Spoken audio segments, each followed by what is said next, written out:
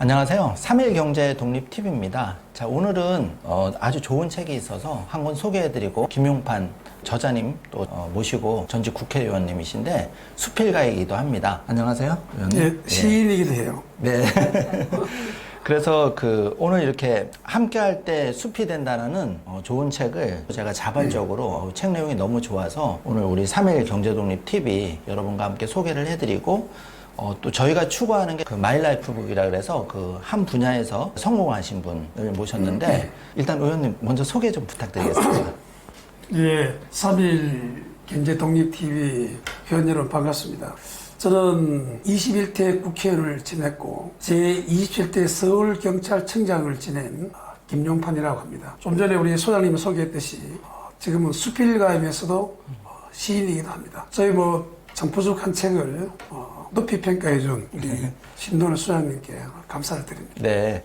의원님 대구에서 지금 달서구 쪽이시죠? 네, 그렇죠. 고향이 그쪽이죠. 네, 올라오셔가지고 또 감사드리고 일단 책 내용 위주로 좀 궁금한 거 먼저 여쭤보고 싶은데 서울경찰청장님 재직하실 때 그 주치폭력을 좀 해결하신 걸로 굉장히 좋은 이제 평가를 받으셨는데 그 내용 좀 소개 좀 부탁드리겠습니다. 네, 제가 이 책을 5부까지 만들고 그중에 제 2부 제목을 주폭 대첩을 아십니까? 그리고 따르는 소제목으로 네. 이제야 나라 같고 이제야 경찰 같습니다. 그 이제야 나라 같고 이제야 경찰 같습니다 라는 말은 제가 한 말이 아니고 구로구에 이 책에 나오는 그 해장국집 사장이 오랫동안 주치폭력배, 주폭에게 피해를 입은 부분이 이제 해결되고 난 다음에 그 눈물을 글썽이면서 저에게 한 말입니다. 그 주치폭력 그랬는데 제가 그 주폭이라는 이름을 최초로 창안하고 특허까지 등록했어요. 그 주폭이란 술주자 폭력 폭입니다. 그 조폭은 조직폭력배의 준말이죠. 주폭이란 저는 이렇게 정의했습니다. 술의 힘을 빌어서 술의 힘을 빈다면 술을 권력으로 삼아서 드시겠죠. 상습적으로 이 가장 중요합니다. 상습적으로 폭력을 행사하는 자. 맨정신으로 하는 게 아니고 술의 힘을 빌어서 행패를 부리는 거죠. 경찰에게 행패를 부리고 이웃에게 행패를 부리고 또 가족에게 행패를 부리고. 근데 이게 그동안에는 왜 사회에서 문제는 됐지만 해결책을 못 찾았느냐 하면은 우리나라의 그 문화 중에 술에 대한 문화는 굉장히 관대합니다. 판검사들도 영장을 청구하더라도 죄는 중하나 취중 우발적 범죄다. 이런 명목을 해서 술에 취해서 한 실수는 언제든지 좀 봐줄 수 있다. 인지상정 아닌가라는 그런 관대한 음주 문화가 돼 있었죠. 그건 잘못된 문화입니다. 어쩌다가 실수하는 그런 것은 정말 관대하게 봐줄 수도 있고 또 다음에 그렇지 않도록 지도할 수 있지만 이 상습적으로 반복하는 사람은 상습이라는 말은 다시 한다는 거잖아요. 다시 한다는 말은 피해자가 있는 거예요. 재범한다는 뜻입니다. 계속 재범하게 된다 그러면은 재범의 피해를 보는 사람은 영원히 파괴됩니다. 그럼 이걸 왜 해결을 못 했느냐? 항상 단건으로만 크게 심각하지는 않아요. 예를 들어서 술에 취해서 경찰관을 때렸다. 한 번만 끝났다면 문제 없겠지만 이게 반복적으로 이루어졌을 때는 경찰이 일 못합니다. 그리고 식당 가게에 가서 식당 주인에게 행패를 부리고 그러면 신고 들어왔는데 경찰은 조사해보니까 크게 중하지 않으니까 벌금 한다. 이 벌금 전가가 30번, 40번 되는 사람이 수두룩했거든요. 그 벌금 전가 하나 올라가는 거 금 내겠습니까? 그리고 벌금 통지서도 대신 가지고 가면은 누가 내줍니까? 식당 주인이 내줬어요, 실제로. 소란 떨고 하는 것보다는 차라리 내줘가는 게 편하거든. 이게 결국은 국가 공권력을 불신하게 되고 이 나라가 과연 있는지에 대한 이런 여러 가지 자괴감이랄까 스스로 국민에 대한 자괴감이겠죠. 이 대한민국 맞느냐. 그런 걸 느끼는 것을 해결한 게 이제 주치폭력배의 문제고 주폭의 문제인데요. 저는 간단히 말해서 상습성을 입증해서 단호하게 처리해야 된다라는 그 관점을 공권력에 도전했기 때문에 그렇다라고 접근하지 않았어요. 이 근본적인 차이점입니다. 그 전에 주폭한테 시달리고 행패 부리고 공권력을 무력화시키는 데 대해서 옛날 역대 대통령들도 해결해라라고 강력하게 대응해라고 지시를 많이 했어요. 그 지시는 공권력에 감히 도전하다니 이런 관점이었거든요. 그걸 해결 안 됩니다. 우리나라는 미국과 다릅니다. 공권력에 도전하기 때문에 단호하게 대처한다는 문화는 우리나라에서는 생명력이 없습니다. 왜? 경찰에 대한 불신도 많았고 국가 공권력에 대한 불신도 많았어요. 일제강점기를 통하고 여러 가지 많았거든요. 어떻게 해결해야 되느냐? 총을 차고 있는 경찰관에게까지 술임을 빌어서 저렇게 함부로 대하고 행패를 부르고 부수고 때리고 온갖 행패를 부리는 자의 성향이라면 과연 주변의 이웃 서민에게, 가족에게, 힘없는 서민에게는 어땠을까? 오죽했겠는가? 그 힘없는 서민의 피해를 모아라. 우리가 강도 사건이 일어나면 여지를 추궁합니다. 살인사건도 마찬가지예요. 이런 동일 범죄에 범죄가 있는지 찾아보고 하거든요. 그래서 찾아가지고 확인되면은 같이 병합해서 처리합니다. 근데 주폭에 대해서는 경찰이 그 생각을 못했어요, 그전에. 왜 시달리거든. 조사하는 와중에도 술 먹고 냄새 풍기고 욕을 하고 이 책에 나오지만 조선일보에 이거 취재됐지 않습니까? 이로 말할 수 없는 행패를 부리는 상대를 만나면 빨리 보내고 싶은 마음밖에 없어요. 그렇죠. 그리고 단건으로 처리하는 거예요. 그 영장 청구한들 판사 검사가 그걸 발부하겠냐고요. 기억하는 거죠. 왜? 경찰 단계에서부터 입체적 종합적으로 증거가 수집돼서 안 가거든. 이 자가 얼마나 나쁜 자이냐 하는 것을 몰라요. 서류상으로 보는 판사 검사는. 당연히 기각하는 거죠. 50분 이상이 기각됐어요. 기각 떨어져 나오고 경찰관이. 그래서 이런 구정을 해서 40건, 50건, 때다 100건 넣는 사람도 그랬습니다. 그걸 해서 당연하게 이제 그걸 받아본 판사 검사는 어유 정말 나쁜 자다. 발부될 수밖에 없죠. 그래서 처리된 거예요. 서울역 이야기 좀 할까요? 네. 지금은 서울역 그런 대로 볼만하죠. 예, 깨끗해졌죠. 제가 서울경찰청장을 2012년 5월 가서 2013년 4월에 나왔습니다. 2012년 서울역은 어땠냐? 엉망진창이었죠. 무법천지입니다. 나이 드신 분들은 이제 잘 아실 거예요. 그걸 제가 100일 만에 그걸 정리했습니다. 바로 이런 관점에서. 그 서울역을 엉망진창 만든 주범이 있는 거예요. 노숙자 중에 단순한 노숙자가 아니고 술의 힘으로 행패를 부리는 주폭형 노숙자라고 합니다. 주폭형. 그 자를 7명 정도 처리하면서 자연스럽게 고려일도 협약을 맺고 또 주변 상가들도 협약을 맺어서 특히 중구청하고 협약에 물청소도 했어요. 그 자리에 앉는 것도 그 자리의 권력입니다. 그 자리에 안 비킬라 그러죠. 네. 그냥 비키라면 비킵니까? 물청소란 명분으로 다 비키게 한 거예요. 그런 심리적인 것 등등 포함해서 처리했다. 좀 말이 깁니다만 우리가 단순하게 생각했던 그 속에서 자기가 모른다기 없는 게 아니에요. 그 어마어마하게 피해를 보는 사람들의 그 깊은 걸 모르고서 술 취한 사람 그 처리하면은 술장사는 장사되나? 라는 그런 관점에 서기 쉽다. 그걸 잘 모르면 구중궁궐 속에 있는 사람은 모르잖아요. 그렇죠. 예. 몰라요. 알려고 노력을 해야 돼요. 그래서 옛날에도 신문고 제도가 나오고 정조대왕이 징두들이 객정제도도 나온 거 아닙니까? 그렇죠. 현대판도 뭐 여러 가지 제도를 많이 강구하잖아요. 그걸 실질적으로 가슴을 열고 해야 돼요. 그래야만이 서민의 아픔을 제대로 알 수 있습니다. 이 주폭 정책은 공권력에 도전한 자를 용서할 수 없다라고 나온 시책이 아니고 정말 서민을 위한 시책이고 결국 경찰이 가장 덕을 받지만 그 덕분만큼 서민들에게 가는 거죠. 그러면서 저는 큰 자부심을 가지고 있습니다. 네. 그래서 그 책 내용 중에 그 주폭 해가지고 이제 재소자가 됐는데 그 재소자가 우리 전 의원님께 편지를 했단 말이에요. 네. 그게 되게 감동적이었는데 이제 손편지를 써서 내가 잠깐 이렇게 주폭에서 구속이 돼 있지만은 나중에 그분도 또 후원을 해주시고 이렇게 좀 후원까지는 아니지만 그분이 이제 귀농을 하고 싶다 해서 예. 지금도 저 편지를 가지고 있어요. 지금. 예. 책을 보내달라고 해서 책을 보내드렸죠. 예. 여기까지 찾아서. 그분 다 중랑경찰서에서 구속된 분이더라고요. 주폭 초기 단계에 구속된 분이에요. 네. 그렇지만 지금은 아마 잘 살고 있으리라고 믿고 싶습니다. 예. 그 본인도 아버지가 주폭이었고 네. 결코 아버지를 닮지 않겠다라고 말했지만 예. 그 IMF 때 그 사업이 망하고 나서 자기도 모르게 아버지를 닮아가는 모습이었다. 그리고 결국은 이제 교도소에서 그분은 많은 반성을 하고 네. 세상 한번 살겠다 다짐하면서 편지 보낸 거죠. 예.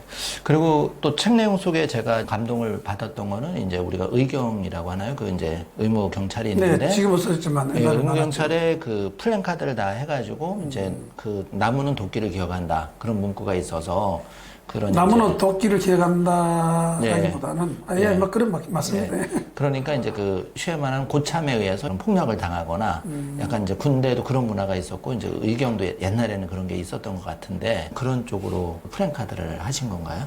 그럼요. 그것도 이 책의 전체 흐름과 관련됩니다. 저는 예. 이 책에서 이제 존중을 가장 키워드렸거든요. 그 존중의 반대가 많이 나오지 않습니까? 예. 그 중에 존중에 가장 대표적으로 반대되는 게 도끼질하는 거죠. 그렇죠. 그 도끼는 잊어도 나무는 잊지 않는다. 그렇죠. 예. 그 폭력을 가하고 어느 폭력이든 무슨 폭력이든 남에게 해악을 끼친 사람은 쉽게 잊어요. 그러나 상처받은 사람은 기억하지 않습니까? 그래서 그것을 부각시킴으로 인해서 심리적으로 억제하겠다는 차원에서 그걸 전의경들한테 활용한 겁니다. 저는 그 당시에 치안은 과학이며 전략이다 이런 말을 썼고 네. 이 책에는 안 나옵니다만은 그 전략의 의미를 12가지로 제가 그때 나름대로 정리해서 직원들과 공유를 했습니다. 그 첫째로 지피지기입니다. 남을 날고 나를 날아야 백번사와 이태롭지 않다. 네. 손자병법이 나오잖아요. 예. 그게 백전백승이 아니고 백전불태입니다. 백번사 이태롭지 않다. 지피지기. 네. 남을 알고 나를 알자. 둘째, 인적 물적으로 제한되니까 선택 집중. 어떤 걸 선택을 하고 집중해야 되잖아요. 네. 셋째가 가장 제가 중요시한 제안의 어떤 전략적 접근입니다. 같은 경우만이죠. 심리 제압입니다. 심리가 제압되지 않으면은 누구나 다 따라합니다. 심리가 제압되면은 할 수 없는 거죠. 이게 문화거든요. 네. 그래서 도끼는 잊어도 나무는 잊지 않는다라는 것을 전혜경 사무실 앞에도 걸고 사무실 내에도 걸고 복장시키겠어요. 그리고 고참이 나쁜 짓 하고 싶어도 네. 심리적으로 제압됩니다. 보잖아요. 같이 구비랑 선임 후임 같이 그걸 복창하는데 이거는 이제 다른 데도 많이 했지만 특히 전의경들 할 때는 가혹한 어떤 잘못을 저지른 데에서 가혹하게 처벌함으로써 네. 바꾼 게 아니라 이런 심리적인 제압을 통해서 자연스럽게 다 바꿨다. 그러니까 그런 게 과학적이고 네, 과학적이죠. 디테일하고 상대를 존중하는 그 속에서 이렇게 실마리를 풀어갔던 게 책을 읽으면서 많은 느낌을 받았고 그걸 보셨네요. 예, 정말 이게 흥미진진한 재밌는 얘기가 많이 들어있는데 그 중에 조금 민감할 수도 있는데 제가 하나 여쭤보면은 그 청장님이셨으면서 또 의원님도 하셨는데 인생에 고난이 없었던 게 아니더라고요. 바로 이 억울한 이제 송사를 당하신 분이 있는데 저도 그거를 어렴풋이 신문상으로만 봐서 그냥 읽고 지나갔는데 그 당사자님이 이제 의원님이셨던 거예요. 그게 윤석열 전 대통령이 그러자 박근혜, 문재인 예. 대통령과 윤석열 뭐 여러 유명한 분이 많이 등장하죠. 예, 그래서 그 국정원 댓글 사건이란 일명 그 사건인데 억울하게 소송을 당하신 거죠. 그래서 결국은 그게 이제 대법원까지 와서 최종 무죄를 받으셨는데 솔직히 그런 일 당하면 마음 고생은 많이 하셨겠어요. 그게 제가 이렇게 했었습니다. 네.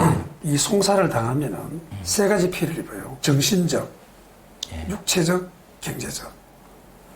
어떤 게 가장 클지는 그건 뭐 사람마다 다르겠지만 예. 돈이 엄청나게 많은 재벌급들이야 뭐 경제적 피해는 네. 적을지 모르지만 일반 서민들은 그중에 가장 큰 피해가 저는 감히 말하지만 경제적 피해가 가장 큰 상처를 줄 수 있다 생각합니다. 예. 그래서 그게 결국은 정신적, 육체적 피해를 더욱더 가중시키는 거죠. 그렇죠. 특히 억울한 수사를 받고 억울한 재판을 받았을 때 그 분노는 이루 말할 수가 없습니다. 그 사건 잠깐 좀 소개해 되겠습니까? 네, 괜찮습니다. 이게 잘 모를 거 아닙니까? 그렇죠, 예. 저는 이제 국정원 댓글 사건 중에 소위 국정원 여직원 댓글 사건입니다. 당시 문재인, 박근혜, 문재인 후보가 대권을 다툴 때 그 민주당에서 어떤 첩보를 입수를 해요. 지금 민주당 정신이죠. 네. 국정원에서 모종의 그 댓글 활동을 한다.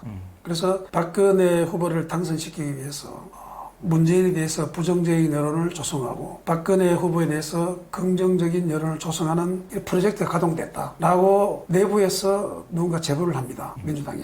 그래서 그걸 증거를 잡기 위해서 민주당에서 뭐 다양한 활동을 했겠죠. 그 중에 나름대로 한 명을 그분이 이제 찾아낸 사람이 그 내 책에 나오는 김모 씨. 네. 그 당시 30대 초반에 지금도 뭐 근무를 하고 있는 분이죠. 네. 그 여직원을 미행하고 오피스텔에 따라가고 감금 사건이라고 말이 많았죠. 네. 그래서 그분이 가지고 있는 컴퓨터를 디지털 분석하면은 서로 지웠다 하더라도 댓글 활동 증거 나올 거니까 빨리 분석을 해라. 이게 이제 핵심 내용입니다. 네. 그래서 우리는 이미 제출받아서 분석을 했고 그 분석 결과에 소위 말하는 그 대선 개입이라 볼 만한 댓글 활동이 없었다.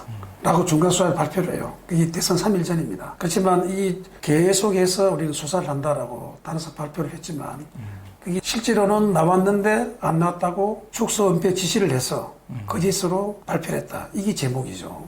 근데 책에 이렇게 써놨습니다. 만약에 정말 당시에 민주당이 댓글 활동을 제대로 했던 그 직원을 네. 찾아서 그 직원의 컴퓨터 분석대가 정말 나왔다 그러면 나오는 그대로 발표했을 거다. 그러면 대선 판도가 달라졌을 거다. 이렇게 내가 써놨는데 실제 그 당시 여직원에서는 그게 없었습니다. 그게 네. 법원의 판결도 마찬가지고. 네. 그런데 뭐 혼자 경찰서 이름 실명은 되지 않겠습니다. 그 여직원이 마치 나왔다느냐 여러 가지 이제 허위 진술을 한 게 사실이죠. 네. 그건 판결문에 나옵니다. 믿을 수 없다. 네. 정확하게 나와요.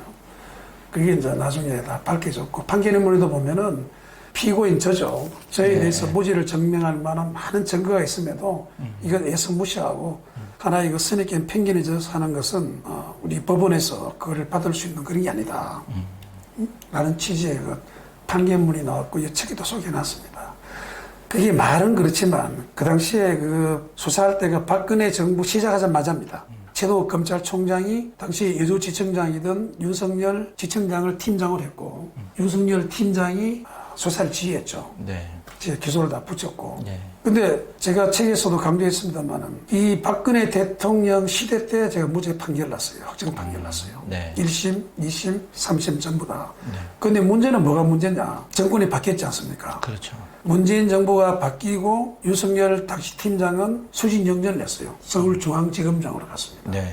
중앙지검장 갈 때 그때 저는 우리 우파 입장에서는 적폐청산을 보수 주기의 다른 말이다 이렇게 표현합니다. 네. 어떤 그 적폐청산을 각 부처별로 이루어졌고 궁극적으로는 사업 처리는 거의 대부분이 중앙지검으로 다 몰렸습니다. 네. 그러니까 서울에 모든 부처가 중앙에 있으니까 네. 중앙지검장으로서 적폐청산의 실무적 앞장을 쓴 거죠. 뭐 심지어 행동대장했다 이런 말까지 들을 게 사실입니다. 네. 그런 분이 이제 중앙지검장이 돼서 어떻게 했느냐. 그 당시 저를 수사했던 팀원들은 흩어지고 새로운 중앙지검의 검사들이 저를 재수사를 시작했습니다.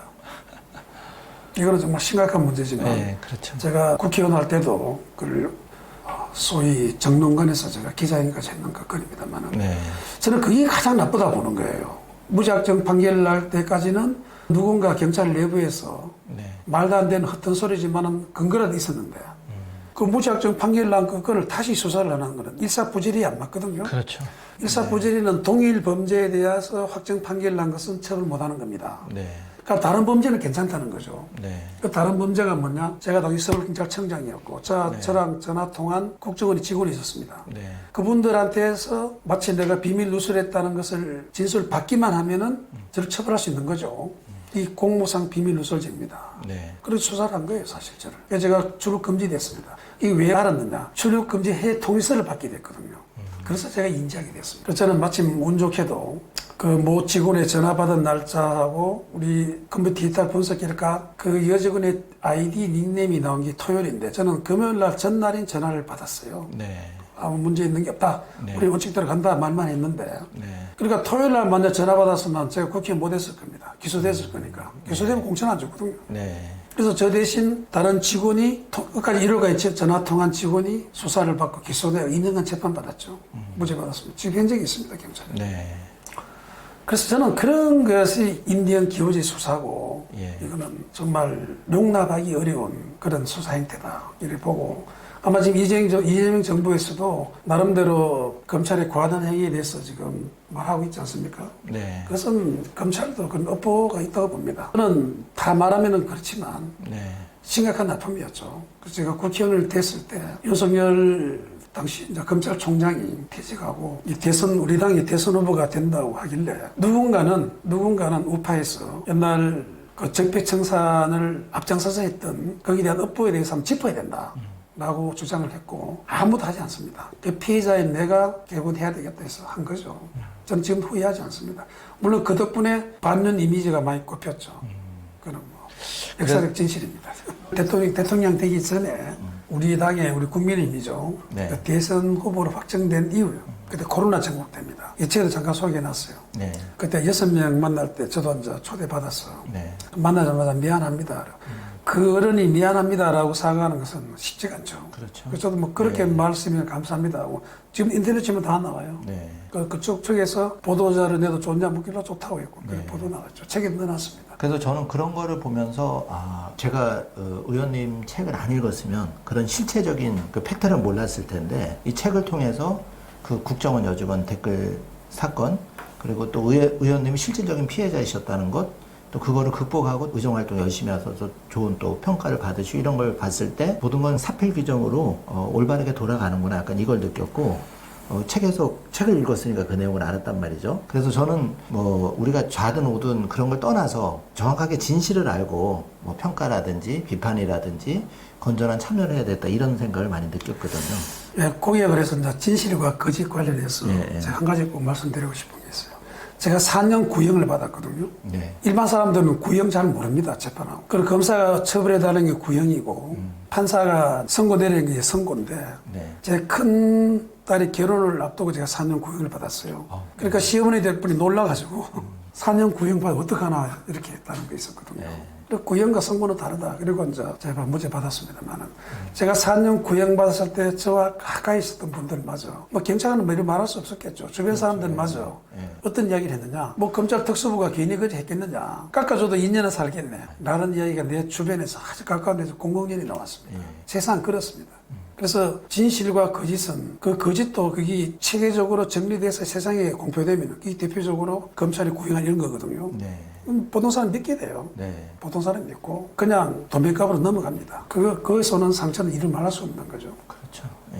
그래서 이 방송을 보시는 종사자분이나 그런 공권력을 행사하시는 분은 우리 그 의원님 말씀대로 자기의 그런 권한과 거기에 따른 책임에 대해서 좀 명확하게 알고 해야 될 것 같고 선의의 피해자가 얼마나 많겠습니까, 의원님? 그래서 네. 수석님 말이죠. 네. 그러니까 책무의식도 좋지만 네. 제가 이 책에서 굉장히 강조한 관점이 있습니다. 네. 우리가 모른다고 없는 것이 아니다라는 관점. 그리고 고난 권력이 아닌 책무의 관점에 서라. 그리고 입체적 종합적 관점에 서라 그랬지 않습니까? 네.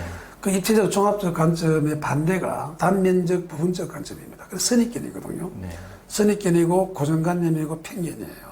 그 당시에 검사들도 나름대로 정의를 구현하자고 저를 수사를 했겠죠. 네. 김용관은 틀림없이 개인 영달에 눈이 멀어서 이건 축선패했다라는 선입견을 벌써 가지고 수사를 했어요. 그래서 제가 그 질문 받아보면 다 알지 않습니까? 그렇죠. 그 예. 선입견, 편견, 고정관념이야말로 정말 위험하다. 이것을 극복하려고 노력을 해야 된다. 특히 공권력의 집행자 이런 사람들은 어떤 사안을 의사 결정할 때도 마찬가지고 남 처벌할 때뿐만 아니라 어떤 정치를 결정할 때 정말 단면적, 부분적 관점에서 벗어나서 입체적, 종합적 관점에서 써야 된다. 이걸 제가 정말 강조를 했습니다. 예, 정말 그 깊이 공감하는 말이고요. 사실 주제가 좀 무거운 것 같은데 이게 굉장히 중요하기 때문에 예, 중요하죠. 예, 책 내용에서 먼저 다뤘고 또 한 가지 이제 말이 나온 김에 이제 그 방송을 보시는 분이 조금 오해하지 않았으면 좋겠다는 부분이 저희가 이제 추구하는 거는 우리 김용판 의원님의 책이 너무 좋아서 소개 겸 또 살아온 스토리 마이 라이프에 대해서 말씀을 드리는 거고 혹시 이 내용에 대해서 또 반박이라든지 여러 가지 다른 의견이 있으면 언제든지 그런 건 메일을 주시면 저희가 또 올바르게 보도를 해드릴 거니까 그거를 참고해 주시면 되고 또 재밌는 얘기가 저도 약간은 상식적으로는 그때 그 국민의힘에서 이제 이준석 대표가 그 대표를 할 때 어떻게 보면은 의원님께서 의원총회 발언을 통해서 이 이준석 대표를 내치는 거에 대해서 좀 다른 얘기를 하셨는데 그 부분도 되게 재밌더라고요. 에피소드 얘기 좀 해주시면. 예, 이준석 대표가 당시에 소위 1차 가출 사건이 있었고 네. 그 2차 가출 사건이 있었어요. 네. 그런데 2차 가출 때 이야기는 그때는 대선이 3월 9일 아닙니까? 네. 그 1월 6일인가 그럴 거예요. 날짜가 정확하게 기억 안 납니다만. 네. 한 2달 전인데, 그 당시에 이제 윤석열 후보를 중심으로 한 큰 틀의 그 대선 그 여러 가지 추구하는 방향하고 약간 다른 게 있었는지 모르겠습니다만, 어쨌건 좀 불의의 밤이 나고, 그런 와중에 의원총회가 열렸는데, 소위 말해서 당대표에 대해서 퇴진 요구하는 거죠. 응? 일종의 제가 탄핵이라 표현했습니다만은, 그런 의총이 하루 종일 진행이 됐어요. 이거는 그 당시에 윤핵관이라 유행하지 않았습니까? 네. 그 윤핵관을 중심으로 하는 분들, 이준석 당시 대표의 말에 의하면은 윤핵관 호소인이라고 분류되는 사람부터 해서 절대 다수의 많은 그 스피커 역할을 했던 예. 그런 의원님들이 나와서 단호하게 이준석 당 대표는 안 된다. 이런 식의 논리를 많이 펴더라고요. 저도 당시에 이준석 대표가 좀 가볍게 하는 것에 대해서는 동의하기 어려운 면도 많았어요, 사실은. 많지만 아무리 생각해봐도 대선 2개월 정도 때만 가장 중요할 때입니다. 맞습니다. 예. 세상 만사 끝이 좋아야 모든 것이 좋단데 사람 심리라는 게 마지막에 바뀌지 않습니까? 예. 그때 이준석 대표의 과오를 떠나서 객관론적으로 만약에 당대표의 우리 국회의원들이 안 된다 결의안을 채택하고 언론 보도할 거 아닙니까? 네. 그랬을 경우에 도대체 누가 덕을 볼까? 네. 누가 손해를 볼까? 제가 제 책에서 강조한 게 있습니다. 이 주폭이 결국은 공권력을 무력화시켰을 때 공권력이 무력화되면은 법질서가 무너지고 법질서가 무너지면 도대체 누가 피해를 보고 누가 덕을 보는가? 사회 약자 순으로 피해를 보고 나쁜 놈 순으로 덕을 본다고 누차 이야기했습니다. 그 생각이 떠오르더라고요. 제가 나가서 그런 이야기를 했습니다. 지금 이준석 우리 당 대표를 우리 손으로 탄핵한다면 법적 탄핵을 말하는 게 아닙니다. 개인에서 선택하는 거죠. 도대체 누가 피해를 보고 누가 덕을 볼 것인가? 이것은 전적으로 우리 윤석열 후보가 피해를 보고 민주당의 이재명 후보가 덕을 본다. 왜? 이거는 벌써 콩가루 집안이라는 객관적으로 세상이 드러내는 거거든요. 그렇죠. 그래서 이준석 후보를 어쨌건 지지하는 젊은 층이 많았습니다. 네. 그 사람들이 과연 지지를 하겠습니까? 네. 이 좋은 것은 그렇게 쉽게 늘어나지 않아도 나쁜 것은 엄청나게 빠른 속도로 확산됩니다. 네. 그 비교가 안 되거든요. 또 역사적으로 검증되는 거 아닙니까? 네. 그런 면에서 그는 저는 적절한 그 형태가 아니다, 조치가 아니다라고 해서 세게 말했죠. 그 제가 말했다고 바뀐 건 아니에요. 시간이 지나서 저녁에 다시 얼싸안고 화해했지 않습니까? 네. 그 책 뒤에까지 보셨나요? 예, 책에 보면 고소 이제 이야기? 홍준표 의원한테 이제 전화를 해서 조언을 구했는데 예. 그렇게 돼서 이제 에피소드가. 그리고 예. 당시 그 시장 당선자였어요. 네. 그 대화를 하다가 그거 참 이상하더라. 낮에는 막 죽일 듯이 그렇게 이 천하의 가장 나쁜 사람인 것 같이 이렇게 몰아세우던데 저녁에는 다시 윤석열 후보와 이준석 대표가 얼싸안고 다시 하나로 하고 박수치고 환호하고 있거든요. 야, 어떻게 저렇게 확 바뀌느냐. 참 신기하다. 네. 라고 이야기했더니 이제 웃으면서 말씀하시더라고요. 그때 윤석열 후보가 자기한테 전화 왔어. 조언을 구했고. 그 진실은 모르지만 저는 들었습니다. 제가 기억을 합니다. 그 자기는 이준석 대표를 품어야 당선된다라고 조언했다라고 얘기하더라고요. 근데 이런 말씀을 계속 나누는 이유가 이제 저도 50대 후반에 접어드는데 사실 경제 문제, 먹고 사는 문제가 정치하고 굉장히 연관이 있습니다. 그런데 지금 돌이켜보면은 의원님은 더 잘 아시겠지만 우리 국가적으로 이제 뭐 대통령이나 되신 분들이 다 퇴임 후에는 사실은 존경보다는 조금 이렇게 불우하게 되신 분들이 많았다는 거죠. 그래서 의원님이 강조하신 이제 보통은 상식선에서 모든 일이 뭐 국회의원일지라도 이게 막혀 있지 않고 그렇게 하는 문화가 국회에서도 된다면 사실은 이런 일이 다 이제 없어졌을 일이 많다고 개인적으로 생각이 되는데 책을 읽다 보니까 그런 부분이 많이 느껴지는 거예요. 그래서 진심으로 소통이 좀 돼야 되겠구나. 그래서 의원님은 그 청장님으로 계실 때 직원하고 소통을 많이 한 걸로 알고 있는데 여러 가지 활동을 많이 하셨죠. 소통에 대해서. 그래서 소통이란 정도의 말보다는 좀 더 무거운 주제로 내가 말하고 싶어요. 네. 소통은 일부분이고 저는 이 책의 핵심 키워드가 존중입니다. 함께 할 때 숲이 된다. 제 좌우명이 한 그루의 나무로는 숲이 되지 않는답니다. 이걸 압축한 게 함께 할 때 숲이 된다라고 제가 책을 만들었고 이 전체 내용이 함께 가는 겁니다. 근데 함께의 대전제가 있어요. 함께 가려면은 그냥 함께 됩니까? 우리 신도나 소장님 어떻습니까? 어떤 사람 함께 가려 할 때 끌려가 너 안 오면 죽여 라고 갈 때 함께가 됩니까? 서로 좀 뭐 맞는 게 있고 절대 안 되죠. 예, 그렇죠. 서로 존중이 돼야 돼요. 존중이 돼요. 제가 책에도 넣었지만 저 장자에 보면 이런 말이 나와요. 천리 말은 하루에 천리를 달리지만 쥐를 잡는 데는 그리고 고양이란 적혀 있고 너구리 적혀 있더라고. 네. 너구리만 못하다. 각자 누구나 강점을 가지고 있어요. 강점을 다 가지고 있습니다. 누구나. 자기가 가지고 있지 못한 걸 누군가는 가지고 있어요. 네. 그걸 인정해야 됩니다. 인정하고 그 분야를 칭찬하고 우리나라는 동방이지구이기 때문에 언어가 개그책 문화잖아요. 엄청나게 중요합니다. 말, 니, 네, 그 때문에 골목길에서 주차 다툼이 살인사건 번지는 걸 제가 직접 경험한 사람이에요. 행사장 할 때도. 네. 그래서 예의가 정말 중요하다. 상대를 존중해주고. 그리고 존중과 배려 그러지만 배려는 역기사지 않습니까? 입장 바꾸는 게 배려거든요. 네. 이 존중의 속성이다. 그 인정, 칭찬, 예의, 배려가 저는 존중이라 보고 이 존중이 제대로 돼야만이 비로소 한 길을 제대로 간다. 그래서 이 존중을 저는 업무화시킨 거예요. 네. 이게 가장 중요하고 성과를 거뒀다 자부하고 국회에 들어와서도 마찬가지입니다. 굳이 민주당, 국민의힘, 여야가 감을 지르고 악을 안 써도 주장할 수 있는 건데도 심한 모욕죄 말하고 하는 것은 그런 존중의 문화가 정말 약해서 그런 거예요. 저는 4년간 통틀어 고함은 좀 친 적이 있지만 어떤 사안을 가지고 욕설을 한 적은 저는 한 번도 없다 자부해요. 그래도 제 한 말 다 했습니다. 강력하게. 네. 왜냐하면 제가 이거 존중을 실천을 했고 네. 보다시피 인상도 제가 좀 무섭잖아요. 그 존중이 마인드를 타고난 사람은 아니에요. 용장이죠. 네. 그렇지만 노력하는 거죠. 열 깨닫고 이것이야말로 가장 중요한 에너지원이다. 이것이 돼야만이 모든 게 튼튼한 조직이 되고 튼튼한 나라가 되는 겁니다. 네. 어떤 나라를 막론하고 이 존중이 없이 일방적인 힘의 논리라는 것은 오래 못 가요. 절대적으로. 저는 그런 생각이기 때문에 국회의 정치 문화든 행정 문화든 이 존중에 대한 문화가 바탕이 된 가운데서 그 사람의 역량 능력에 따라서 그 공정한 대접받는 이 문화가 이루어져야 되는 거죠. 맞아요.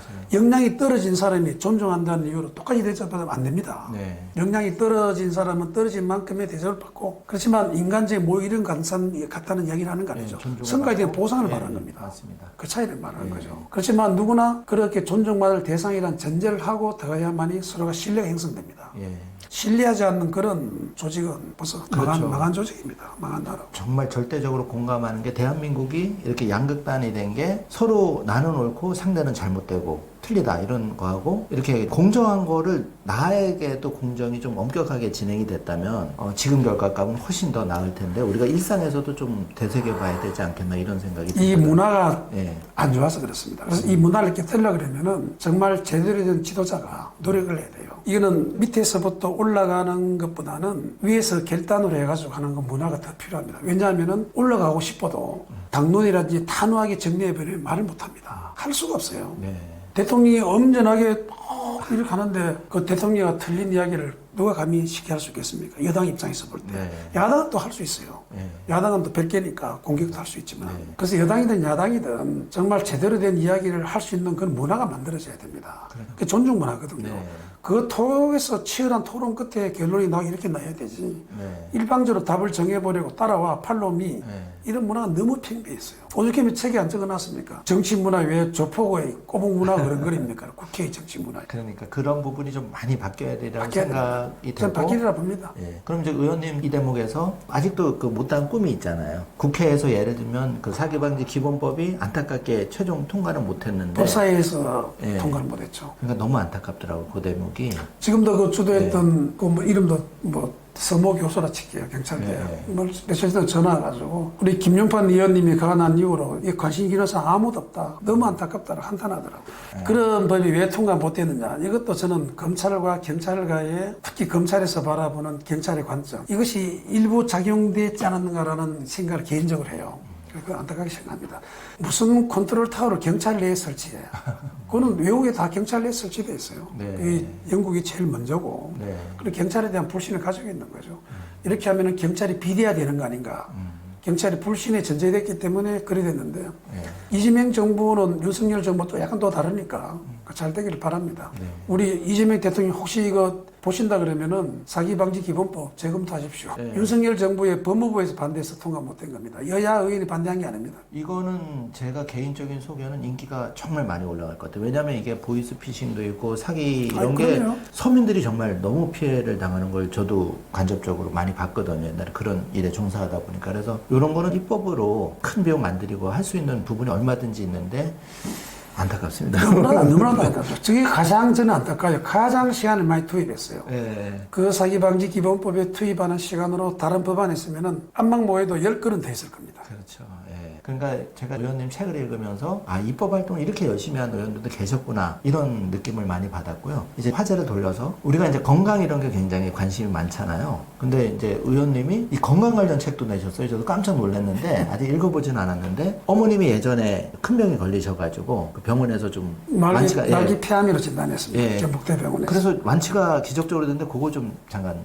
말씀 듣고 싶습니다. 그래서 이거는 뭐 좀 민감한 문제이기도 하고요. 저는 현대의학, 의학대로의 의미가 있고 또 대체의학은 대시학대로 의미가 있고 물론 큰 틀에서 뭐 현대의학이 뭐 원도 이루 말할 수 없는 거죠. 네. 그래 현대의학이 다 하는 건 아닙니다. 우리 인체의 자연 치유력을 하도록 하는 그 대체의학에는 현대의학에서 지금도 많이 받아들이는 게 많아졌죠. 네. 그런 게 많습니다. 저는 이제 경북대 병원에서 자기들은 치료할 수 없다라고 했기 때문에 할 수 있었던 거예요.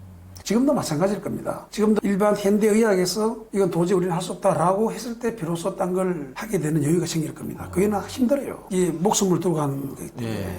그런 경우에 이제 저는 어쨌든 그 당시 어머님이 그 아프기 전부터 이런 자연 치유를 중심으로 하는 오세마는 대체의학 그럽니다. 뭐 그때는 대체의학이라는 말도 안 썼어요. 네. 자연 치유법에 대해서 관심이 많았고 그것을 제가 나름대로 총정리해서 시행했죠. 그 당시에 KBS 전국은 지금이란 그 유명한 장은영 아나운서가 했을 때 네. 생방송 나왔을 때 묻더라고요. 제가 단호하게 이야기했어요. 이것은 우리 가족들의 정성이 어머님에게 전달됐고 네. 어머님이 정말로 거기에 대해 우러난 감동이 있을 거 아닙니까? 그 교감이 된 힘이 어머님 자신의 대생명력, 자연 치유력을 살린 것이 가장 큰 역할을 했을 것이다 라고 말했어요. 전 지금도 변함없이 믿습니다. 제 책을 노비평가는 이 책에 나오는 네. 그 모한의원 원장은 좀 우스갯소리지만 제 책 보고 천하의 명절을 이렇게 평가합니다. 아, 저는 그 대목에서 이제 300권 이상의 책을 읽으시고 그 당시는 읽었습니다. 예, 직접. 직접 뭐 가족이 스케줄을 짜서 스케줄은 제가 100%짠 거죠. 예, 그렇게 케어를 했다는 게 사실은 쉽지 않은 일인데 쉽지 그것도 않죠. 그렇게 바쁜 일에도 불구하고 그래서 저 자신을 좀 많이 돌아보게 됐거든요. 그게 몇 년 전입니까 벌써? 제가 30대 중반이니까요. 벌써 35년, 4년 됐습니다. 신문에도 소개가 되고 막 그랬어요. 중앙일보도 나오고 예. 뭐 많이 났죠 그때. 예. 이번 제 딸이 읽어보더니 할머니 그거 보고 울었다고 그러더라고요. 예. 지금. 그래 속이 났지 않습니까? 그래서 저희도 중장년이 많이 보시는데 요즘은 노인분들 서로 이렇게 부부가 케어를 하기도 하고 간병이 문제가 매우 심각하긴 한데 앞으로 이 부분도 위원님 책을 참고해서 도움을 좀 받았으면 좋겠고 이제 화제를 좀 바꿔가지고 의원님이 젊은 시절에 무협지도 많이 읽고 행정고시는 어떤 30대 또 우선 30살에 늦게 학교 간 편이죠. 예. 근데 그게 인생의 어떤 전환점이 되었을까요? 글쎄요. 고시를 왜 했느냐라고 물으면 할 말이 없습니다만 어쨌든 어떤 마음의 힘을 가지고 고시 준비를 했고 그리고 떨어졌죠. 떨어지다가 이제 군에 바로 합격한 건 아니고 아, 이제, 그럼요. 예. 그렇죠. 저는 또 대학교 2년 늦게 들어갔습니다. 소위 말하는 삼수에서 들어갔습니다. 그러다 보니 대학교 졸업하기 26살이 됐고 예. 고시는 안 되고 결혼은 25살에 하고 아기는 그때 낳고 아우, 진짜 가장인데 어려운 환경이었는데 가장이죠. 그래서 군에서 우리 큰애 돌 지내고 예.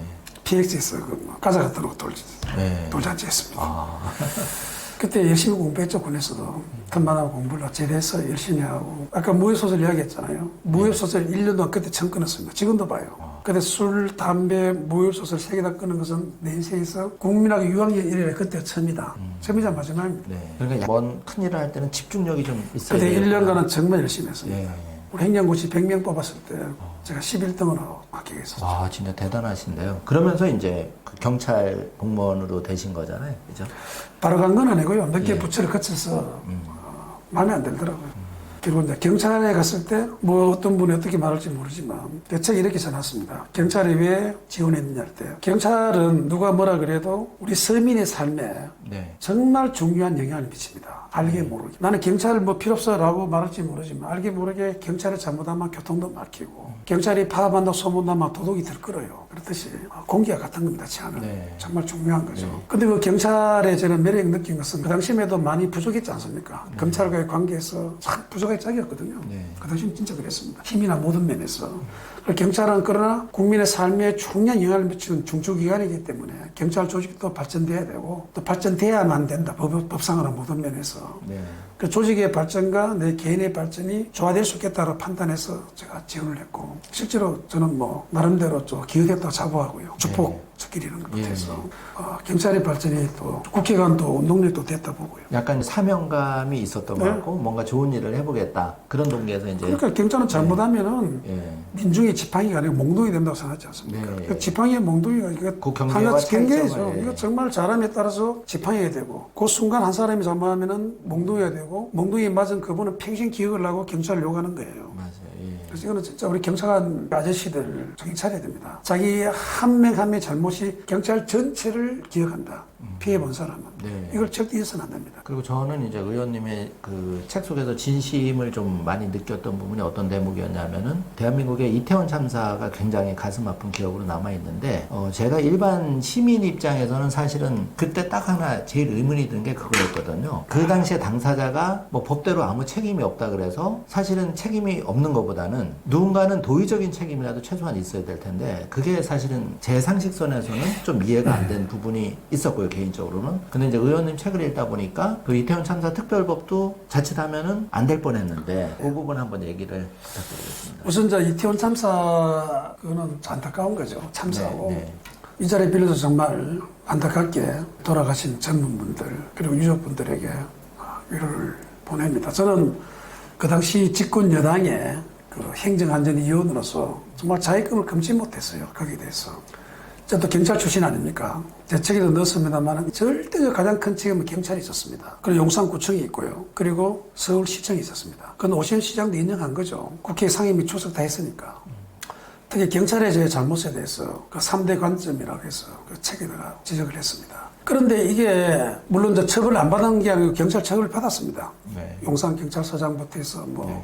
몇몇 간부들이 처벌받고 용산구청장도 뭐 구속됐다가 뭐 다시 나오고 지금 마지막 어디인지 모르겠습니다만 그러나 이제 상급에서는 뭐 물론 저 서울청장도 뭐 기소되기 위해서 지금도 중이니까 무죄 네. 일천 났던데 그럴건 모르겠습니다만 어쨌든 저는 그걸 말한 것보다는 그거는 법적 책임이잖아요. 네. 법적 책임 이전에 어떤 사안의 피해가 큰 피해가 발생하면 국가 차원에서 볼 때는 그걸 안전하게 보살지 못한 책무를 다하지 못한 거예요. 그 책무를 느껴야 되는 겁니다. 그렇죠. 그러면 그게 도의적 정치적 책임이라는 거예요. 이걸 가져야 되는데 어쨌건 그 당시 조희영 원내대표하고 민주당의 원내대표하고 국정조사를 합의하는 걸 합의를 봤어요. 네. 그래서 우리 의총에서 승인을 하고 그 이튿날은 이제 본회의에서 그걸 의결하는 거거든요. 네. 그건 법률사항이 아닙니다. 의결하는 거예요. 네. 그리고 의결은 우리가 아니더라도 다수당인 민주당만 해도 돼요. 네. 되지만 그리고 중요한 국가 중대사안 여야 합의해야 되는 겁니다.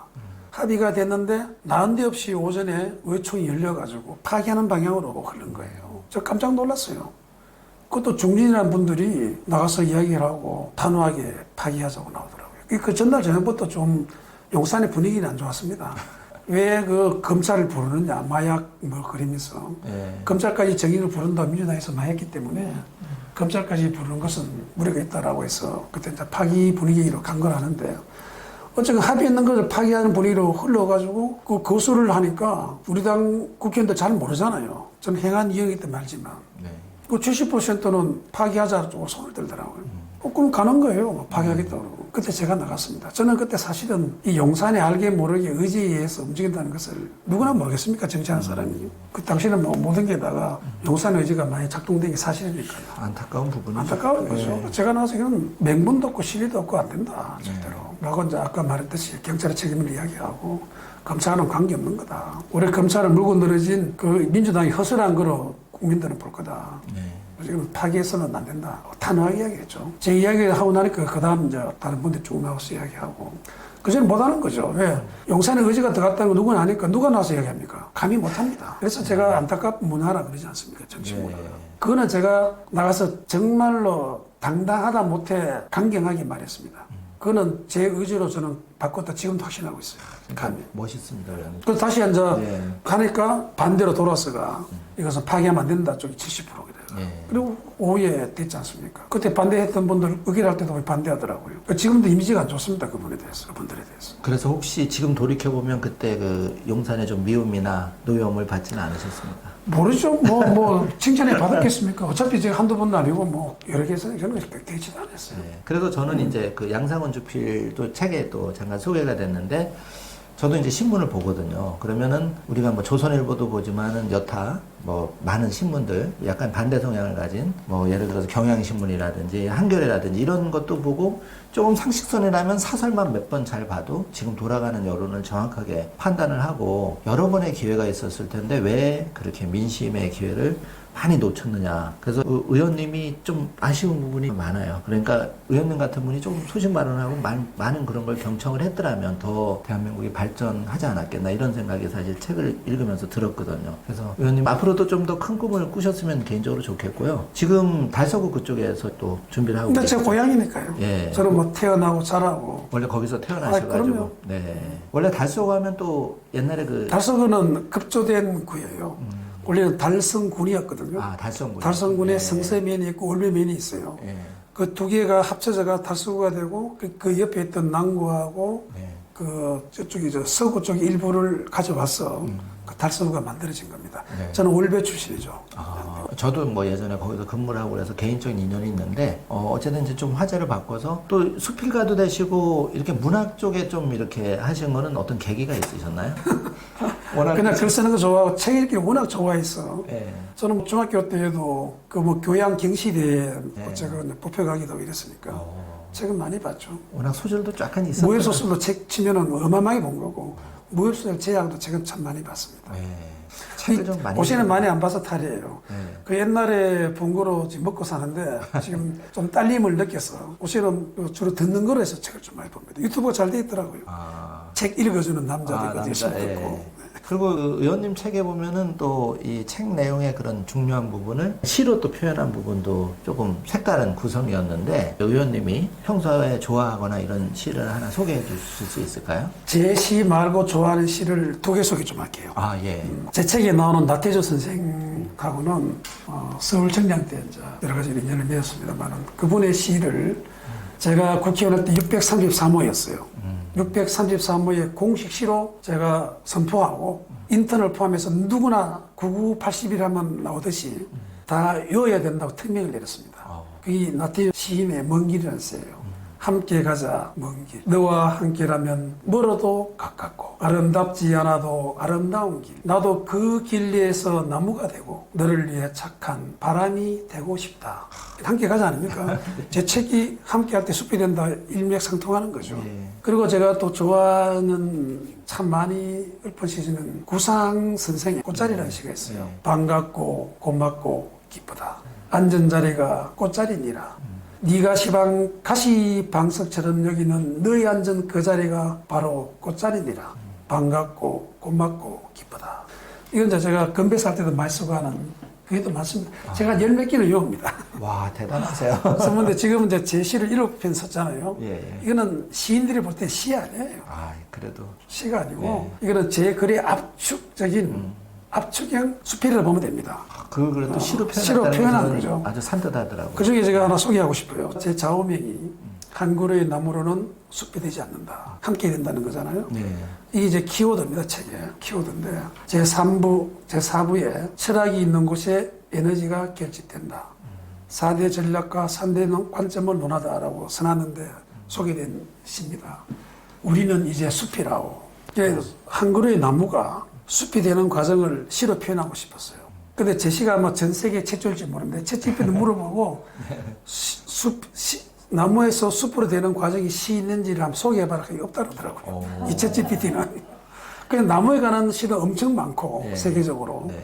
숲에 관한 시도 엄청나게 많아요. 그러나 나무에서 숲으로 전환되는 과정은 없습니다. 제가 현재 알기로는 어딘가 있을지 모르죠. 챗GPT도 내한테 없다 그랬고. 그러니까요. 예. 근데 저는 정말 고민해서 이걸 나름대로 시를 만들었는데 시인들이 볼 때는 시 아닙니다. 미리 말씀드리지만 한번 읽어봐도 되겠어요? 네, 괜찮습니다. 예. 한 그루 나무 세찬 바람에 잎새 떨구며 흐느낀다. 작은 새 한 마리 휘청 나뭇가지에 놀라 푸드덕 허공으로 날아올라 사라진다. 서로를 모르던 시간 속 나무 곁에 나무가 자라고 있었다. 가지로 뿌리로 술리 안고 다독인다. 바람은 여전히 그 자리를 지나가지만 작은 새 가지에 머물며 깃고른다. 이제 폭풍 휘몰아쳐도 그들은 어깨 맞대며 335 노래 부른다. 우리는 이제 울창한 숲이라오. 제가 네. 나무에서 숲으로 전환되는 과정을 정리하면서 정말 너무 어렵거든요. 핵심은 시간이더라고요. 세월이고. 서로를 모를 때, 서로를 모르던 시간 속 이게 핵심입니다. 여기서. 나무 곁에 나무가 자라고 있었다. 그리고 서로 얽히지 않습니까? 가지를 얽히고 뿌리를 얽히고. 그러면서 하나가 되어가는 거거든요. 그래서 어떤 일이 이루어지려고 그러면 역사가 있어야 된다. 네. 시간이 필요하다라는 것을 한번 느꼈죠. 네. 이 역사가 필요한 겁니다. 시간이 필요하고. 그 제가 개인적으로 궁금한 게 그럼 의원님 이렇게 책도 많이 읽으시고 시적으로도 감성이 풍부하신데 그럼 평상시에 일기 같은 거 쓰시나요? 전혀 안 씁니다. 일기 그런데도 쓴다고 이건- 말하고 작심삼일 일기 갑니다.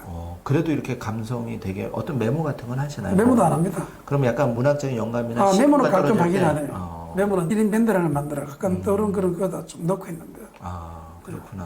그리고 경찰에 대한 역사하고 국회의 역사는 일기를 안 써도 된 이유가 네. 이 책에도 나옵니다만은 제가 가는 곳마다 신문을 만들었어요. 경찰은 경찰 25시, 네. 국회는 의정보고 25시. 거기 중요한 거 다 나오지 않습니까? 매우 거. 그리고 그거 지금 다 가지고 있거든요. 예, 동량이. 그거 보면은 제가 했는 일에 대해서는 역사가 다 나오는 거죠. 그러니까 일기 메모할 필요 없었고 나머지 중요한 메모 그런 거는 순간순간 메모를 해놨습니다. 해놓고 제 독서법은 좀 과격합니다. 책 쓸 때 독서법은 좀 무식한 방법인데요. 예, 어떻게. 큰 책방을 갑니다. 그래서 내 주제별로 많은 책을 대량을 구입합니다. 구입을 해서. 빠른 속도로 주제 보고 짜서 그 부분을 그냥 찢어버립니다. 책장을 바로 찢어서. 썰기 불편하니까. 예. 여 찢고 저 찢고. 그때는 의도적으로 할 때입니다. 평소에 늘 한다는 게 아니고 평소는 소중히 봐야죠, 책을 써서. 그러나 이거는 하나에 집중해서 마무리하려고 한 무렵에 건강책 쓸 때도 그렇게 했고요. 그래서 찢어버려가 그걸 함에다 넣습니다. 큰 통에다가 수시로 넣고 또 정리한 것도 집어넣고 신문 섞여도 제가 집어넣고 이라 시간 지나면 시간 좀 많고 심심할 때 정리를 하죠. 분류를 하고 또 모아놔 또 한 번씩 분류를 하고 꼼꼼하고 착한 사람 같으면 처음부터 분류해서 하면 좋을 텐데 착하지 않아요. 그래서 그걸 무식하고 고약한 방법으로 써가지고 그 책을 사랑하는 사람한테 얻은 물 말이지만 저는 헌책방을 그때 막 그렇게 활용했어요. 오신 헌책방도 간 적도 없습니다, 원래. 그렇게 한참 많이 볼 때는 그렇게 했습니다. 정말 남다른 그 방법, 이런 방법은 처음 들었는데, 저는 의원님 책 읽으면서 반성을 좀 많이 했어요. 아, 책을 많이 읽어야 되겠구나. 우리가 나이 들수록 책을 안 읽게 되면 감성이 메말라지는 느낌을 받거든요. 의원님처럼 무협지를 뭐 수백 권은 아니더라도 다양한 책을 좀 읽어서. 무협서는 수백 권이 아니고, 단어가 다르게 이해하지 맙시다. 중국부터 한국 다 섭렵을 하셨겠네요. 그죠? 예. 여러 가지 얘기를 나눴는데, 앞으로 이제 의원님의 못다한 꿈이라면 어떤 게 있을까요? 그게 좀 많이 궁금해요. 저는, 아까 이제 정치 문화 얘기 좀 나오겠는데, 제가 대통령 꿈이 있다면은, 만약에 있었다면은, 정치에 남는 게 맞습니다. 어떤 경우든. 정치에 남고, 철학을 공유하고, 뜻을 함께 한 사람들을 묶어서 자기 시를 구축해 나가야 돼요. 지금 여야를 막론하고 대통령 꿈을 가진 의원님들이 많습니다. 그런 분은 그렇게 하시겠죠. 네. 저는 그렇다 못되고 꿈 자체가 없습니다. 그런 입장에서 국회에서 한 일 해보니까 제가 잘하는 곳은 오히려 다른 쪽에 있다는 걸 한번 느꼈습니다. 아까 말했듯이 이 모난돌이 정맞지 않고 모난돌이 사랑받는다는 이런 문화가 될 때 비로소 잘 되지만 그거 쉽지가 않아요, 우리 정치 문화가. 그래서 저는 그쪽보다는 제가 이 책 제목도 정했듯이 함께 할 때 숲이 된다라고 했듯이 많은 주민들과 함께 많은 직원들과 함께 지혜를 맞대고 강점을 인정하고 존중하고 그것은 제가 굳이 뭐 바른 말하고 안 하고 차원이 문제가 아니거든요. 그건 집행의 영역이기 때문에. 그래서 그런 쪽이 저 맞지 않을까 싶어서 준비를 하고 있어요. 그래서 제가 서장을 하고 충북경찰청장을 거치고 주폭은 충북경찰청장 때 만들고 그때 철학이 정립된 겁니다. 서울청장 때는 더 꼽힌 거고요. 경찰서장 때는 그걸 못했어요. 그래서 그때 엄정 쪽에 치우쳐서 100점 만점에 41점밖에 안 줍니다. 그래도 뭐 주변에 잘했다 소리 가끔 들었지만. 그런데 그 의원님 말씀 듣고 보니까 대구에 계실 때도 그 폭주족도 했죠. 예, 다 했고 그다음에 또 성주 뭐 참외로 유명한데 거기도 이제 그 중요한 역할을 했잖아요. 자유방범대 많이 했죠. 자유방범대에서 그런 거는 서장 누구나 다 하는 거예요. 예, 그렇지만 그런 게 이제 디테일하게 쌓여 있으니까 요즘은 지방자치도 매우 중요하잖아요. 그럼요. 그런 의미에서 이제 의원님이 조금 더 못한 꿈이라든지 이런 걸 좀 저는 활짝 펼치셨으면 개인적으로 좋겠고 그게 어떻게 보면 또 굉장히 재미도 있고 보람이 있는 일이 아닐까 이런 생각이 들거든요. 그렇습니다. 저도 그래서 나름대로 뭐 자치단체장에 대해서 꿈을 가지고 큰 데 말고 제 고향 이런 쪽에 제대로 된 행정 문화를 만들어 보겠다. 제가 충북경찰 취임식 할 때, 청장 취임식 할 때, 떠날 때는 충북경찰이 브랜드 가치를 10배 높이겠다 이렇게 말했거든요. 그 떠날 때 그 주식 기자들이 제가 물었어요. 어떻게 생각하냐고. 10배 더 높였으면 이렇게 하겠습니다. 이런 팩트죠. 그때 주폭도 만들었고, 자기 주도형 그것도 굉장히 꽃을 피웠기 때문에 엄청난 성과가 났습니다. 그런 말 나왔겠죠. 지금 어디 가나 저는 자신있게 그걸 되풀이할 자신이 있습니다. 일하는 방식을 달리하고, 그렇죠. 존중 문화가 확산돼가지고 에너지가 나오면요. 생각지도 못한 어마어마한 혁신이 나올 수 있습니다. 창의력이 나오고. 예. 저도 굉장히 공감하는 게 제가 이제 강원도 인제다 보니까 주말에는 가끔 시골에 내려가서 뭐 나무도 갖고 그 취미 활동을 하는데 지방 행정이라는 게 굉장히 중요하다는 걸 많이 느꼈거든요. 뭐 도로가 침수를 당하거나 이런 게 주민으로서는 애로사항이고 막 그런 게 많은데 실제로 막막할 때가 많은데 제가 볼 때는 의원님은 이제 의정 활동도 경험을 풍부히 해보셨고 또 밑에서부터 총장님까지 해보셨기 때문에 이제는 행정가로서도 그동안에 쌓아놓은 그런 걸 잘 조합을 하신다면은 사실 3개 중에 이제 2개는 됐고 1개 정도는 활용점정을 짓지 않을까 이런 생각은 들거든요. 예, 그 솔직히 말해가 경찰 행정이에요. 그것도... 수사는 부분이에요. 경찰 행정이 그야말로 주민들과 가기 때문에 검찰하고 또 다릅니다. 검찰은 수사가 주가지고 부서고 경찰은 수사도 있지만 그에 직접적으로 파수소부터 해가 대민 접촉, 지역사회 경찰활동 그래서 그리고 제가 제 책에도 소개했습니다만은 저는 국회의원 할 때 매달 김용판 의원과 함께하는 민원의 달을 했습니다. 근데 이걸 사실은 우리 역사적으로 가장 성공한 분이 정조대왕입니다. 네. 이 책에 혹시 기억납니까? 예, 정조대왕 부분도 격쟁, 격투할 격, 두드릴 격 아닙니까? 징쟁자거든요. 징 두드리는 제도. 그 정조대왕 아시다시피 정조대왕은 사도세자 아들이잖아요. 자기 아버지가 뒤주에 갇혀 죽었고 수원화성에 앉아 그분에 앉아 그걸 모시지 않습니까? 그 매년 그 어머님 해영궁 홍시고 그걸 수원화성 나들이 아닙니까? 네. 우리 그 유명한 우리 인천공항에 내려도 행렬이 쭉 나오더만요. 네.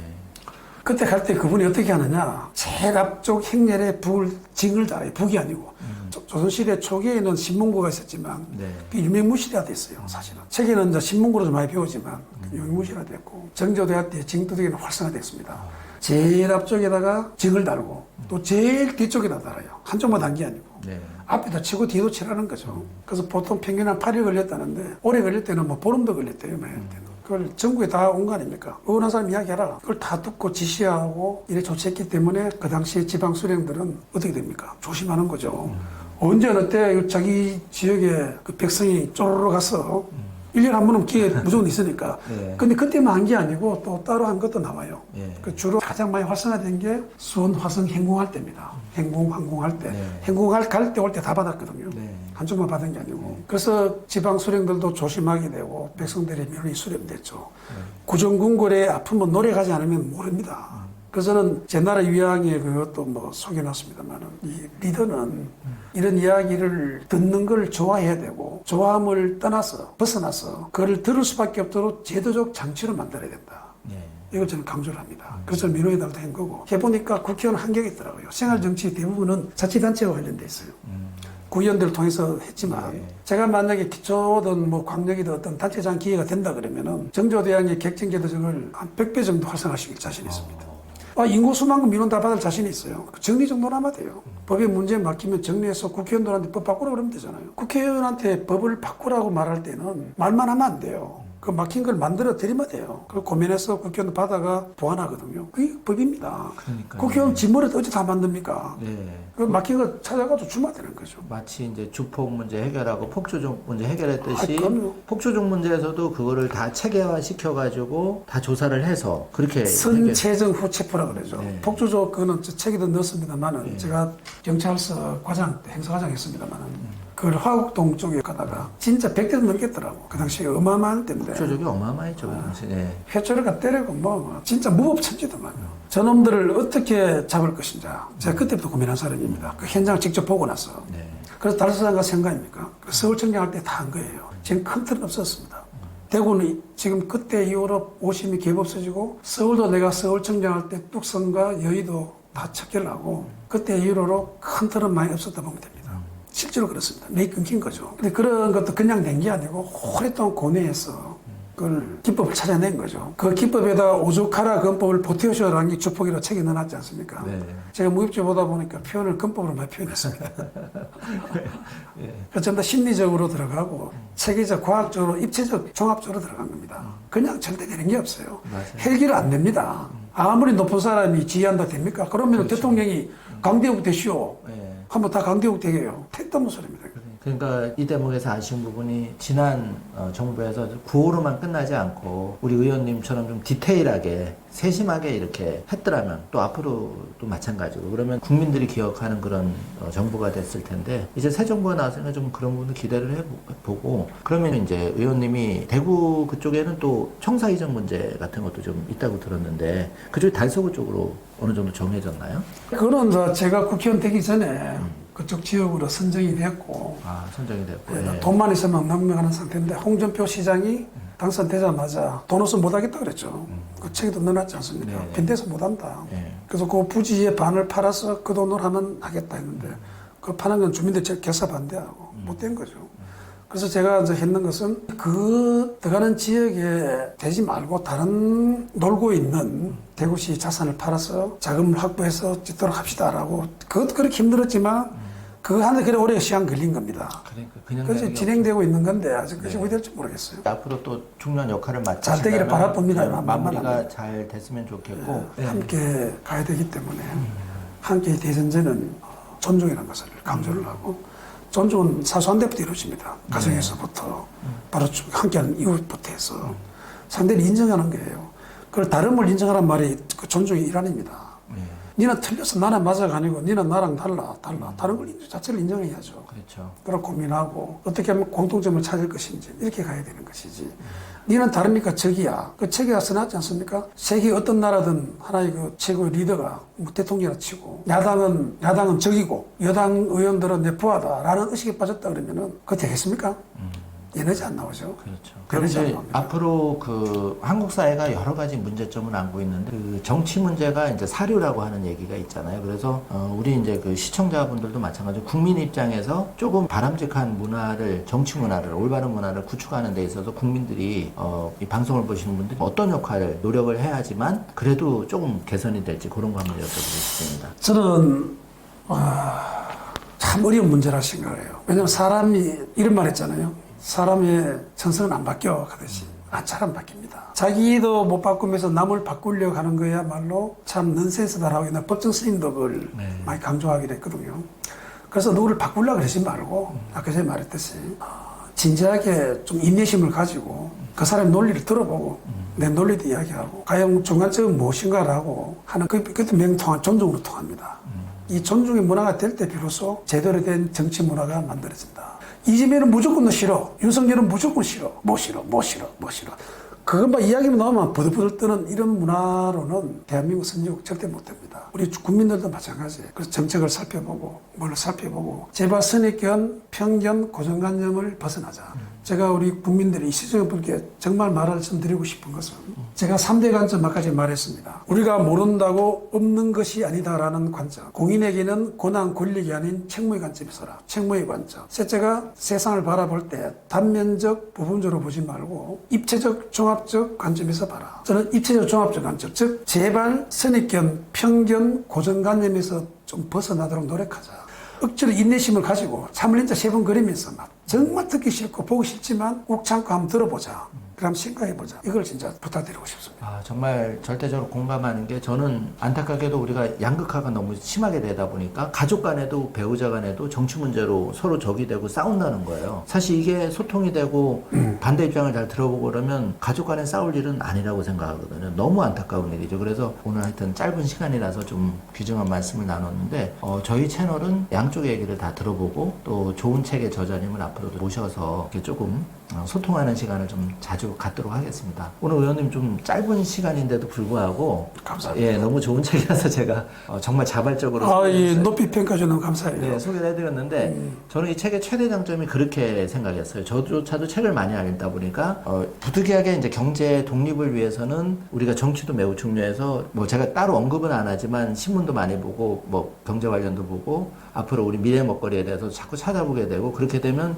이제 새로운 정부가 또 어떤 거를 미래 먹거리 방송 이런 걸 이제 할 수밖에 없는데 부득이 이제 시청자분들에서 이제 그런 거는 제가 언급을 안 하지만 그런데 이 책의 최대 장점은 감히 말씀드리건데 한번 읽어보시면 그동안에 한 4년 5년 지나간 일 또 우리 김용판이라는 한 인물이 그 쭉 걸어온 길 그래서 그게 이제 의원님 말씀대로 누구나 노숙자라도 인생이 있는 거고 중요한 스토리가 숨어 있는 거거든요. 본심은 다 착하고 그 재소자가 편지도 왔지만 그리고 그 사람 인생이 달라지고 어떤 그런 걸 봤을 때 책 한 권이 정말 사람을 바꿀 수 있고 뭐 너무 거창하지 않아도 우리 의원님의 스토리를 통해서 이 사회를 조금 이해하는 데 도움이 사실 많이 됐습니다. 그래서 그런 좋은 책을 써줘서 진심으로 감사드리고요. 제가 감사하죠. 예. 이 책 괜찮은 책입니다. 네, 제가 제가 꼭 한번 보십시오. 밑에 리더의 학문이면서 누구나 리더거든요. 그 단계의 차이가 있지. 팀장, 과장, 우회, 부장, 무슨 부장 다 리더예요. 파트에서. 그 리더의 학문이라고 보면 됩니다. 책에 하든 리더의 어떤 그걸 정리한 의미 있는 책이다 라고 감히 스스로 자평합니다. 네. 제가 고정 댓글로 그 출판사 트러스트 출판사 그리고 책 이름하고 이제 구입처 걸어놓을 테니까 많이 관심 가져주셨으면 고맙겠습니다. 지금까지 김용판 의원님 모시고 책에 대해서 신간 소개를 해드렸는데요. 시청해주셔서 감사합니다. 네, 감사합니다.